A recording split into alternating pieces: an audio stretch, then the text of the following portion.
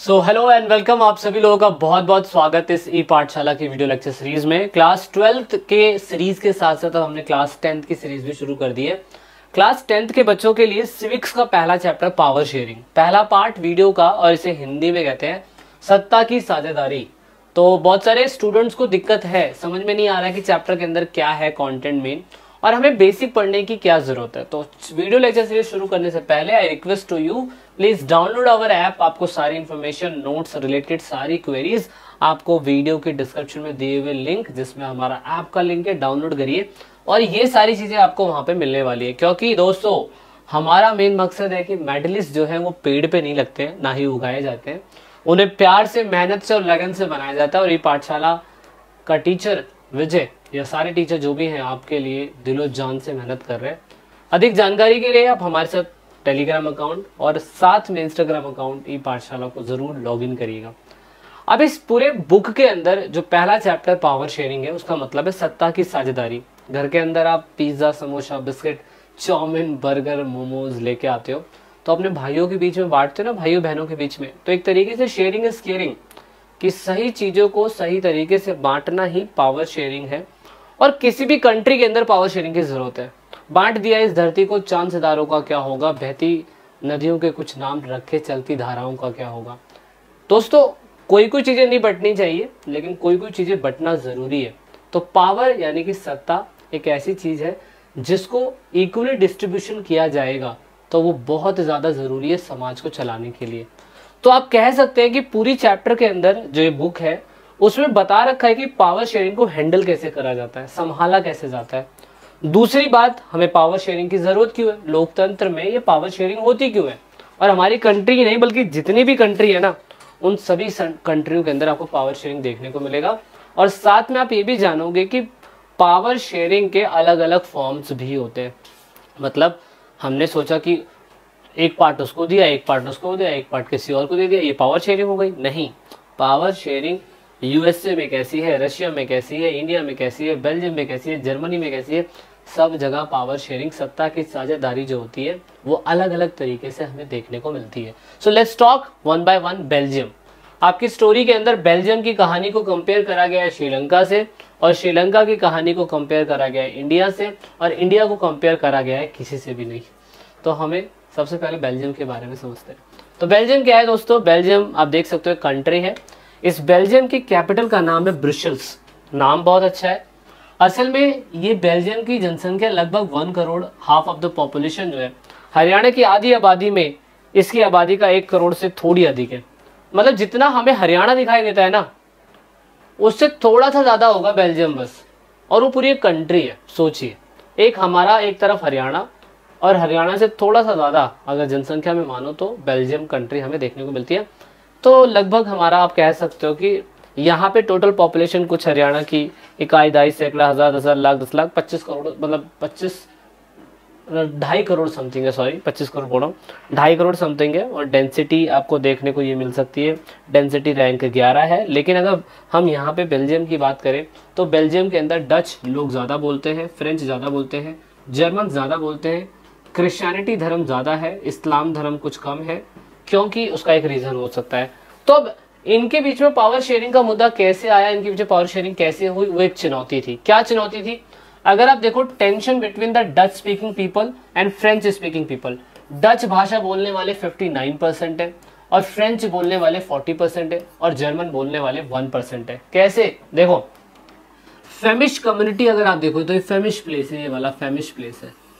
तो यहाँ पर फेमिश प्लेस के अंदर डच भाषा बोलते हैं लोग, जबकि फेमिश एंड फ्रेंच कम्युनिटी जो है बाइलिंगुअल है। अगर आप यहाँ पे देखो तो दोनों मिक्स भाषा बोल रहे हैं, जबकि फ्रेंच कम्युनिटी वाले ये पूरे फ्रेंच कम्युनिटी वाले हैं, और जर्मन बोलने वाले ग्रीन में है। तो कहने का मतलब ये है कि पूरी तरीके से जो भाषा बोली जा रही है उसमें लैंग्वेज बैरियर तो है, लैंग्वेज बैरियर 200% है।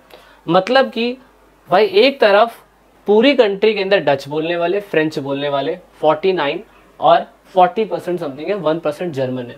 लेकिन वही अगर कैपिटल की बात करें, ये ब्रसेल्स आपको कैपिटल दिखाई दे रहा होगा, ये कैपिटल है। वही अगर कैपिटल की बात करें तो उल्टा है। उल्टा क्या है दोस्तों, 59 डच है, तो यहाँ पे 80% जो है वो आपके कितने फ्रेंच पीपल है। अब यहाँ पे बच्चों को थोड़ा सा दिक्कत देगा, यार ये क्या बात हो गई और ये डच है। मतलब कि अगर पूरी कंट्री की बात करी जाए तो पूरी कंट्री के अंदर ये वाला पार्ट जो फ्लेमिश वाला पार्ट है, उस पूरे स्टेट्स के अंदर 59% डच बोलते हैं, जबकि उसी कैपिटल की बात करी जाए तो 80% फ्रेंच बोलते हैं। और दूसरा रेड जो पार्ट आपको दिखाई दे रहा है, उस रेड पार्ट में 40% जो है लोग फ्रेंच बोलते हैं, जबकि कैपिटल में चले जाए तो 20% लोग डच बोलते हैं। तो ये थोड़ा सा उल्टा है, लेकिन ऑफकोर्स जनसंख्या जैसे भी हो पर पावर शेयरिंग यानी कि सत्ता की साझेदारी होना तो जरूरी है ना। सेम अगर हम लोग इन दोनों के बीच में टेंशन की बात करें तो देखो अगेन मैंने क्या कहा, वही वाली बात कि अगर टोटल पॉपुलेशन की बात करें तो कैपिटल के अंदर थोड़ा सा अलग सिस्टम हमें देखने को मिलता है, जैसा मैंने अभी 80-20 का प्रिंसिपल बताया। अब वही चीज श्रीलंका की बात करते हैं तो श्री जयवर्धना कोटे वहां की कैपिटल है, कोलंबो सबसे बड़ा क्या कहते हैं शहर है। और दूसरी बात, यहाँ पर सिंघाला और तमिल भाषा को लेकर बड़ी प्रॉब्लम है।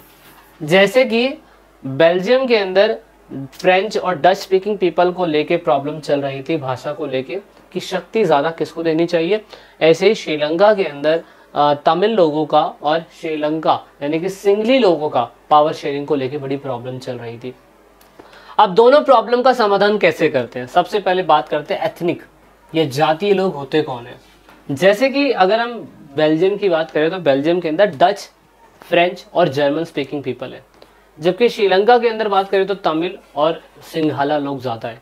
तो जो लोग ज्यादा होते हैं उन्हें कहते हैं बहुसंख्यकवाद, जिन्हें बोलते हैं मेजोरिटिज्म, यानी कि यह मान्यता कि अगर कोई भी समुदाय बहुसंख्यक है तो वह अपने मनचाहे ढंग से देश का शासन कर सकता है और इसके लिए वह अल्पसंख्यक समुदायों की जरूरत या इच्छाओं की अवहेलना कर सकता है।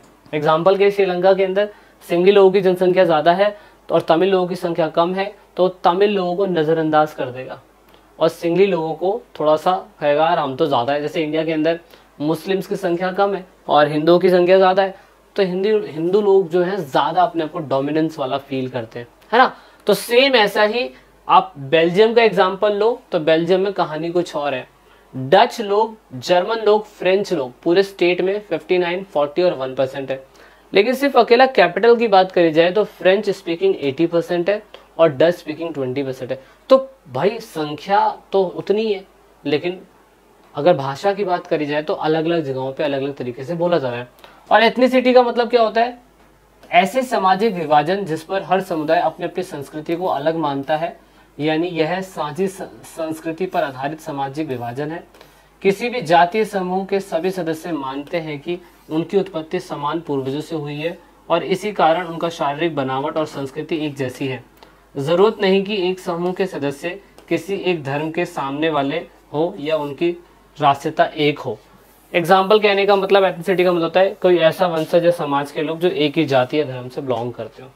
तो दोनों जगह यही प्रॉब्लम थी। अब अगर बेल्जियम की बात करी जाए तो बेल्जियम के अंदर जर्मन स्पीकिंग पीपल भी है, डच स्पीकिंग पीपल भी है, फ्रेंच स्पीकिंग पीपल भी है।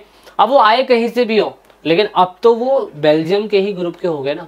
सेम ऐसे श्रीलंका के अंदर तमिल लोग थे, तो तमिल लोग हजारों साल या 500 साल पहले पीछे से कहीं से आए होंगे, लेकिन जब देश की आज़ादी की बात आ रही हो श्रीलंका की, तो वहां तो तमिल लोग रहते हैं ना। तो ऐसे में आप उनको नज़रअंदाज नहीं कर सकते। तो ऐसे में प्रॉब्लम कहाँ से शुरू होती है, कहानी शुरू होती है 1948 से। तो यहाँ से पिक्चर अभी बाकी है मेरे दोस्त, और यहीं से कहानी जो है श्रीलंका के 360 डिग्री मुड़ती है। और जब श्रीलंका को पता था कि यार हमारी कंट्री के अंदर सभी भाषा बोलने वाले लोग हैं, सिंघाला भी हैं, तमिल भी है, हिंदी भी है, तेलुगु भी है, मुस्लिम्स भी हैं, तो 1948 के अंदर जब ये कंट्री इंडिपेंडेंट होती है तो ये एक एक्ट पास करती है 1956 के अंदर। और ये एक्ट पास करने के बाद बोलती है कि सिंघाला जो है वही पूरे श्रीलंका की ऑफिशियल लैंग्वेज बन जाएगी। तो आप ये कह सकते हो कि उस टाइम पीरियड पे 3 बिलियन पीपल ही थे 2012 के डेटा के अकॉर्डिंग, वहां पर क्या कहते हैं सिंघाला बोलते थे। जबकि दूसरे भाषा बोलने वाले लोग भी तो थे, तमिल, तेलुगु, वो लोग थे, और वो लोग भी बड़ी पोस्टों के ऊपर थे। तो ऐसे सिचुएशन में यहाँ पर होगा क्या, यहाँ पे जो बेचारे जिनकी जनसंख्या कम है, जो माइनॉरिटीज में, वो यही कहेंगे कि इन लोगों की संख्या ज्यादा हो गई है, तो आज ये जानबूझ के लॉ पास कर रहे हैं, और ये लॉ पास करने के बाद वो हमें नीचा दिखाने की कोशिश कर रहे हैं। सो दैट इज वाई इस कंट्री के अंदर क्या होता है, इस कंट्री के अंदर सिंघाला और तमिल लोगों के लिए एक जस्टिस की बात आती है, और सिंघाला लोग जो कहते हैं भैया हमने तो ऑफिशियल लैंग्वेज कर दी है, हमने ऑफिशियल लैंग्वेज सिंगली कर दी है, और तमिल लोगों को अब इस चीज़ का गुस्सा था, तो इसलिए तमिल लोगों ने कहा कि यार तमिल भी ऑफिशियल लैंग्वेज होनी चाहिए, और ऑफकोर्स उनको भी छोटी मोटी स्वायत्तता यानी कि कंट्रोल मिलना चाहिए, इक्वालिटी मिलनी चाहिए एजुकेशन में और जॉब के अंदर, नहीं तो ऐसे तो दिक्कत हो जाएगी। इसलिए आप ये कह सकते हो कि बहुसंख्यक समुदाय के शासन में क्या हर्ज है, अगर श्रीलंका में सिंगली लोगों का राज नहीं होगा तो किसका होगा, ये क्वेश्चन वहां के लोगों का है। तो भैया आप यहाँ पे आप ये देख के चलो ना कि अगर तमिल लोग जो है वो कहीं से माइग्रेट होके मान लो उनके पूर्वज आए हैं और वो लोग भारत के अंदर रह मतलब श्रीलंका के अंदर रह रहे हैं, तब ऐसा तो नहीं है कि अगर सिंगली लैंग्वेज ऑफिशियल कर दी गई तो इनको उठा के तमिलनाडु भेज दिया जाएगा कि तमिल भाषा वहां बोली जाती है, आपको वहां रहने की जरूरत है। भाई इनके पूर्वज, इनके फोर फादर्स ने श्रीलंका को भी तो सर्व किया है ना, तो भैया अगर श्रीलंका को सर्व करा तो सिंगली भाषा बनाने वाले इन लोगों का कहाँ से अधिकार आ गया। मान लेते जनसंख्या ज्यादा है इंडिया के अंदर हिंदुओं की, और हिंदू बोलता है कि भैया आप भारत के अंदर एक नई लैंग्वेज बनाई जाएगी, वो पूरी तरीके से हिंदी होगी, और जितने मुस्लिम लोग हैं उनको पाकिस्तान वापस जाना पड़ेगा। तो at present time of Shahrukh Khan, Salman Khan, Aamir Khan को क्या वापस भेज पाओगे? आप बिल्कुल भी नहीं भेज पाओगे, समझ रहे हो। तो ऐसा ही सेम यहाँ पे कि जिसकी जनसंख्या ज्यादा होती है तो इसका मतलब ये नहीं है कि वही कंट्री के अंदर राज करेगा और वही क्या कहते हैं सारे लॉ और सब कुछ अपने अकॉर्डिंग बनाएगा, समझ रहे हो, ऐसा बिल्कुल नहीं होगा। इसीलिए हम बोल सकते हैं कि पावर शेयरिंग का होना जरूरी है। तो इस वजह से आप देखोगे कि उस टाइम पीरियड पे सिंघली लोगों ने अपनी डिमांड तो मान ली, क्योंकि जनसंख्या ज्यादा है उन लोगों की, और जब जनसंख्या ज्यादा है तो उसकी वजह से आप देखोगे कि इसकी वजह से जो मेजॉरिटी वाले पीपल है वो उसकी बात मानी जा रही है। बट माइनॉरिटीज के लोग करे क्या, माइनॉरिटीज के लिए यहाँ पे तमिल के लोगों ने क्या करा दोस्तों, पावर शेयरिंग के लिए तमिल के लोगों ने अपने खुद की डिमांड के बिहाफ पे कहा कि भैया जितना श्रीलंका आपका है उतना ही हमारा भी श्रीलंका है। दैट इज उन्होंने कहा कि डोमिनेंट स्टेटस होना चाहिए, कि कुछ हिस्सा तमिलनाडु तमिल के लोगों को भी दिया जाए ताकि वो लोग वहां पे रह सके। जब सिंगली पूरी भाषा को बोल के ऑफिशियल बोल के पूरा श्रीलंका अगर अपने अंडर में ले रहे हैं, तो ऐसे में तमिल लोगों के द्वारा, तमिल इल्लम लोगों के द्वारा उस टाइम पीरियड पे लिबराइजेशन ऑफ टाइगर तमिल इल्लम बनाया गया। अब लिबराइजेशन ऑफ टाइगर तमिल इल्लम होता क्या है दोस्तों, लिबराइजेशन ऑफ टाइगर तमिल इल्लम ये पूरी तरीके से वो चीज है जहां पर आप नोटिस करेंगे कि इन लोगों ने कहा कि भैया ठीक है, मैं क्या कहते हैं लिबराइजेशन ऑफ टाइगर तमिल इल्लम बना रहे हैं, और इन लोगों ने कहा कि जितने भी तमिल स्पीकिंग पीपल है उन लोगों के अधिकार की बात होगी। तो यहाँ पे आप देख सकते हो वेल्लू पिल्लाई प्रकाशनम इनको उस टाइम के लीडर माने जाते हैं, और 5 मई 1976 के अंदर this is not mention in the NCERT, but ये तमिल इल्लम बनाया जाता है ताकि तमिल के लोग जो है श्रीलंका के अंदर एक अलग स्टेट की मांग कर सके। तो आइडियोलॉजी क्या थी, तमिल नेशनलिज्म की, सेपरेशन, रेवोल्यूशनरी सोशलिज्म और सेकुलरिज्म की बात हो रही थी। ये अभी तो इनएक्टिव है 2009 के बाद से, लेकिन जब ये सेपरेशन की बात हुई थी तो उस टाइम पे ये बड़ा एक्टिव था। तो इस हत्याकांड के अंदर अगर आप देखो तो श्रीलंका के अंदर बहुत बड़े लेवल पर मिलिटेंट ग्रुप जो था वो ऑर्गेनाइज हो रहा था, और आपको पता होगा कि हमारे राजीव गांधी की जो हत्या हुई है ना, वो भी इन्हीं लोगों ने ही, लिट्टे कम्युनिटी के लोगों की वजह से ही हमें देखने को मिली थी। अब दोस्तों यहाँ पे बात आती है कि सिविल वॉर होता गया। देखो ऐसा वॉर जिसमें किसी दूसरे का इंटरफेरेंस ना हो, ये वॉर सिर्फ और सिर्फ स्टेट यानी कि कंट्री के अंडर ही हमें देखने को मिलता है। और इस टाइम पीरियड पे जब कंट्री के अंदर हमें ये वॉर देखने को मिलेगा तो आप नोटिस करोगे कि इसमें एक स्टेट दूसरे स्टेट से आपस में लड़ रहा होता है। तो सेम ऐसा ही सिंगली लोग जो थे वो तमिल लोगों से लड़ रहे थे अपने डिमांड को पूरा करने के लिए, और इसे ही सिविल वॉर यानी कि गृह युद्ध कहा गया। किसी मुल्क में सरकार विरोधी समूह की हिंसक लड़ाई ऐसा रूप ले ले कि वह युद्ध सा लगे तो उसे गृह युद्ध कहा जाता है। तो दोस्तों यहाँ पे पावर शेयरिंग सही तरीके से नहीं हो पाई और 2009 तक सिविल वॉर की सिचुएशन बनी रही। लेकिन दोस्तों यहाँ पे बेल्जियम के साथ ऐसा नहीं होता है।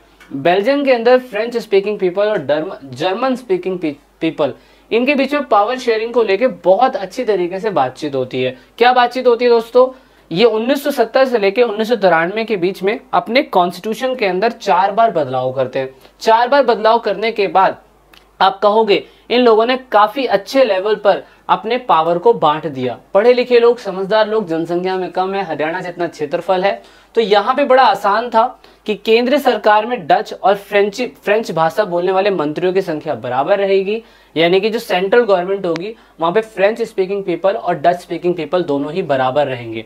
जबकि स्टेट गवर्नमेंट के अंदर अगर आप देखो तो स्टेट गवर्नमेंट के अंदर राज्य सरकार केंद्र सरकार के अधीन नहीं रहेगी। ये भी एक इंपॉर्टेंट चीज, हमारे इंडिया के अंदर जो स्टेट गवर्नमेंट होती है वो सेंट्रल गवर्नमेंट के अंडर में ही रहती है, लेकिन दोस्तों यहाँ पे ऐसा नहीं है। यहाँ पर जो स्टेट गवर्नमेंट होगी उसकी अलग पावर होगी, जो सेंट्रल गवर्नमेंट होगी उसकी अलग पावर होगी।